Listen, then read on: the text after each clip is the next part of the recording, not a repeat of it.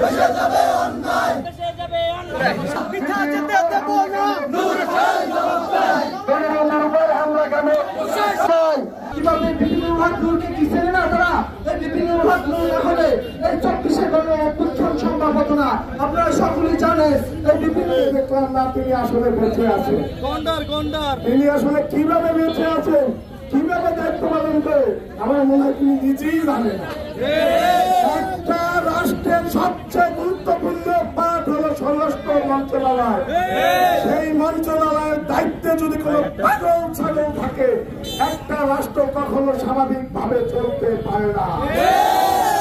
আপনারা গত 2 দিনের বিভিন্ন প্রেক্ষাপট খেয়াল করলে দেখতে পারবেন রাষ্ট্রের বর্তমান আইন শৃঙ্খলা পরিস্থিতি কতটা নাজুক অবস্থায়। গণ অভ্যুত্থানের অন্যতম নায়ক বিপিনুল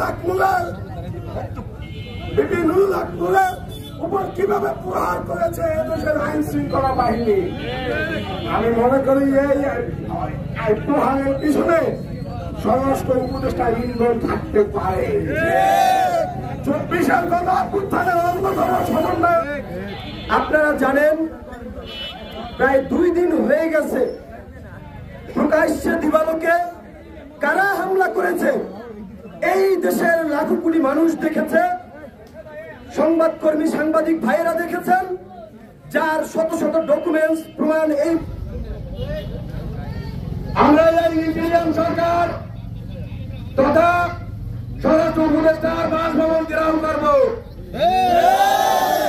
আমরা সচিবালয় ঘেরাও করব, আমরা এই বাংলাদেশের মানুষকে জানিয়ে দিতে চাই বিপিনুল হক নূর ন্যায় এবং সত্যের পথে তাকে এই বর্তমান এনজিও সরকারের মাধ্যমে আজকে তার পুলিশ প্রশাসন সেনাবাহিনী প্রধানের নেতৃত্বে